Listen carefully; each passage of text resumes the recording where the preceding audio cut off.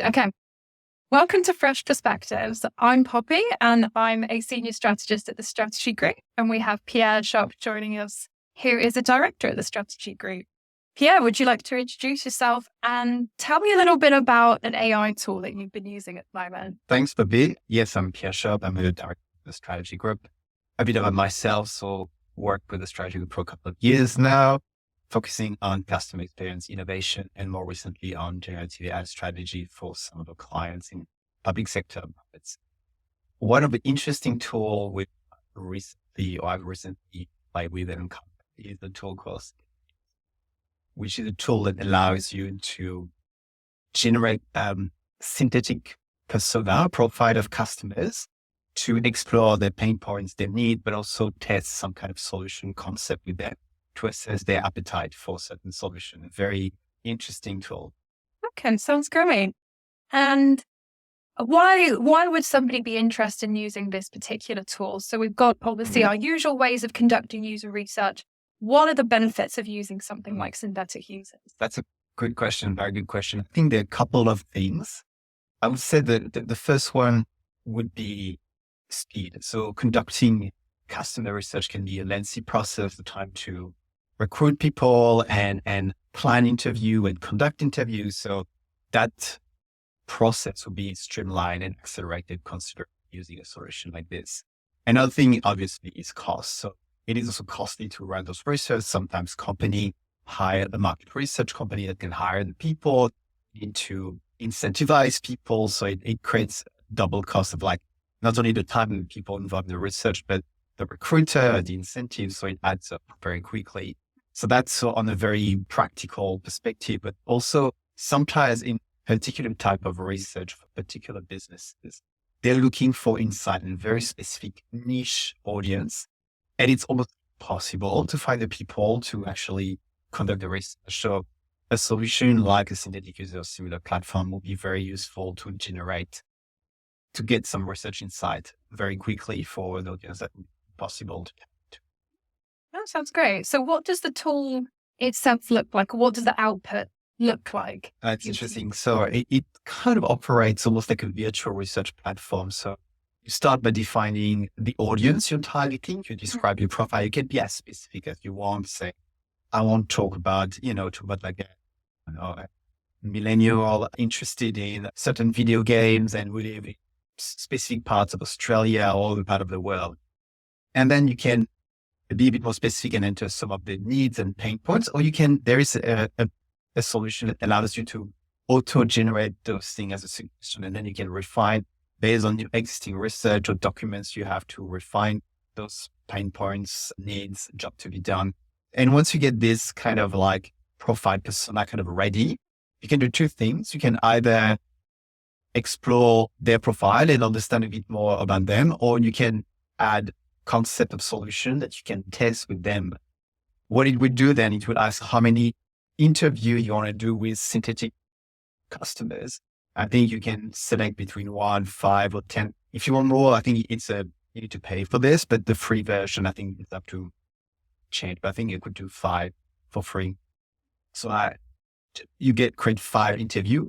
It will generate 5 profile matching the description of the customer persona you described and documented, and then get back to you with a report for each of the 4 individual of like their psychographic characteristic, some of their key behavior trait and, attitudes, and then answers like question around exactly their needs, wants, and also their appetite for any solution that you tested, any concern they have in terms of any kind of like drivers and motivation to adopt. And sometimes even a bit of a scoring, say how likely they would be to use the solution or buy it, etc., which I personally find fascinating. And we actually interacted with the founder of this platform that explained a bit in terms of like how they build the platform, and it's a very fascinating world, really. Yeah, absolutely. Really at the forefront of what's going on with AI, especially in the field of generative AI at the moment. Amazing. And have you personally used it in project work, or do you have any examples that you can share?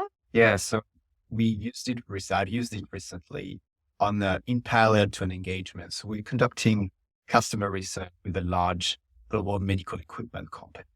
And we conduct all research, and the research was about orthopedic surgery in Australia. So once again, the situation I mentioned of a very niche audience, there's like something like just a few hundred orthopedic surgeons in Australia. So it's a very small, I think less than 1,000 really.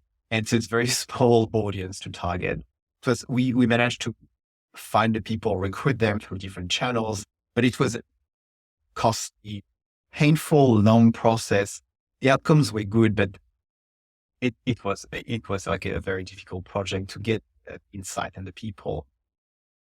We only discovered this platform after, and we run it after to see basically the inside the platform we generate will match what we got through research, to see how accurate this platform is and how those synthetic orthopedic surgeon, how similar they are and comparable to the actual surgeon we interview and were part of our research.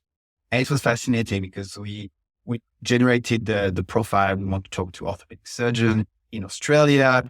It generated the needs, the job to be done, the pains, the issues, gains. And then we inputted a few of the concept or solution or opportunities we identified through research and generated interview to assess those opportunities. And it was, to be honest, really accurate. I would say something like 80-90% similar to what we got from, and sometimes even a few things emerge from the research that we had discussion then with our clients. They were actually very good information inside. They don't come through our actual research, but client confirmed that this is actually something of interest that they have talked to other surgeon, and that was definitely something that was worth exploring. So it was even able to pick up things that were not encountered in the research. So really good example. It was also a very good way to also making sure we address some potential bias in the recruitment. In the recruitment, we're only able, for example, because of the network we had, only able to recruit older surgeon, really struggle to recruit the youngest surgeon. With this platform, you can also, you can put the cursor and adjust and say, I also want to interview synthetic young Australian surgeon, and did it. And we could get like a different perspective from, younger surgeon, which was really helpful. That's incredible. So you're being able to gather data from sources physically you wouldn't be able to exactly usually. Oh, we really struggled to get. I think we had maybe just a couple of young surgeons, and majority of the people we talked to were older surgeons, 10, 15 plus years experience as surgeons. So yeah, it was really interesting.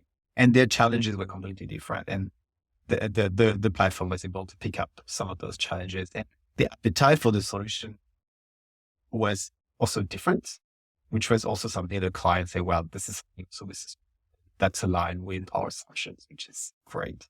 Absolutely. Great feedback.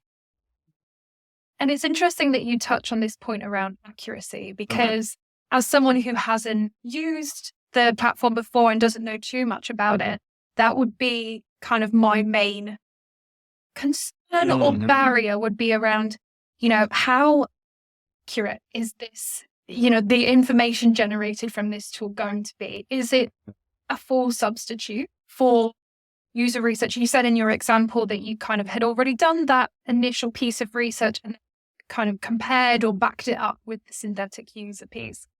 How would you respond to that from that edge? That's a very good question. And I think this is something that we hear from clients, that concern around the reliability of the data. And based on this project, we realized, it was close, but then maybe we were just, so, but then we did a bit more research around the synthetic data, and there's been actual studies from MIT around the accuracy of synthetic data. And they did a whole research years ago where they are on students at MIT, and they tried to recreate synthetic students and, went through different models and tested different things and compare both results with actual students. And I think they said the result where there was something like the conclusion where there was no significant difference. There was a few differences, but no significant difference, which meant the synthetic data was definitely reliable and accurate.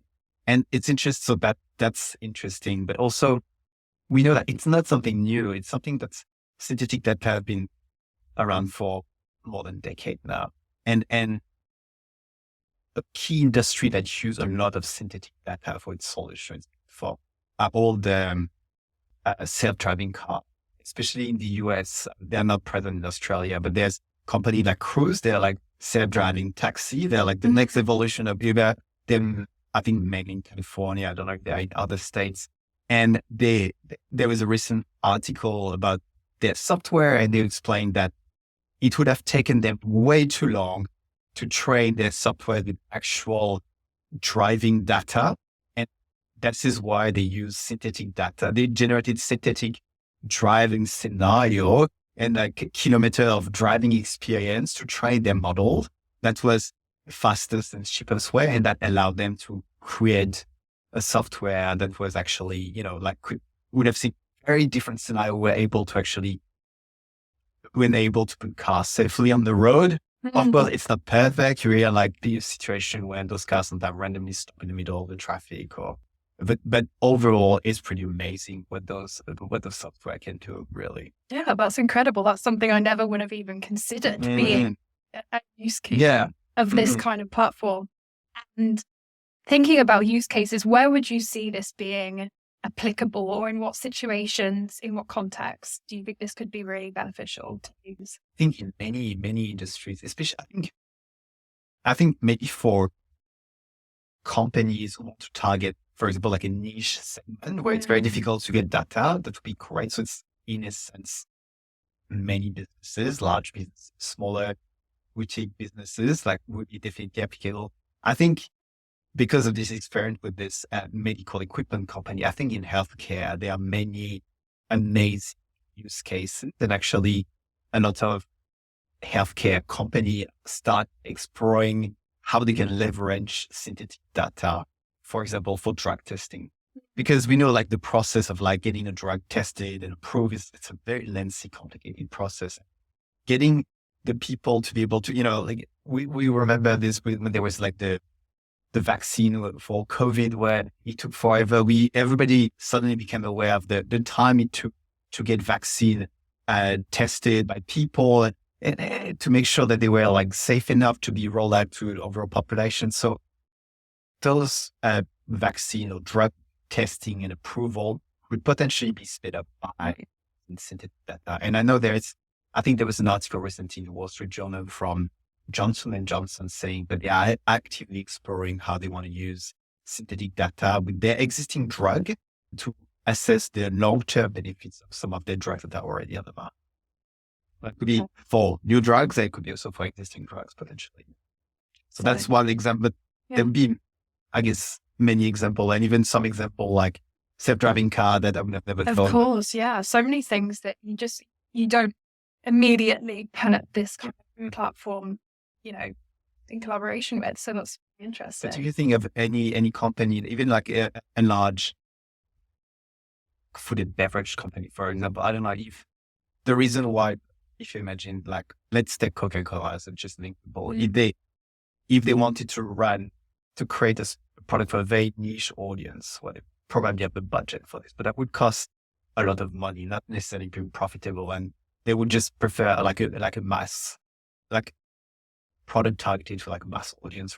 So because of the cost involved in developing something so specific for such a small audience, the return on the investment will be very small. But with this kind of platform, that could potentially change the logic, and that will actually disrupt entirely this approach. And say a lot of big company were like mass audience would say, maybe now we have it's more profitable and doable to actually develop offerings or products or services that are actually for very specific audiences in mind because of these solutions. Okay. And as a sort of AI novice, I'm thinking about the fact that, with tools like ChatGPT, they're learning all the time, right? Constantly updating, and what you input in there into those tools, teaches them, they learn, and then they come out with new things. Is that also the case with this tool? Is it learning all the time? Is it coming back? Does it have regular updates, or how does that work from that side of things? That's a good question. I'm not completely familiar with the although I started understanding better, Yeah. from what I understand, there are regular update and they constantly look for way to enrich the data, to make sure like it can also be applied to very different demographics. But I think it's a bit different from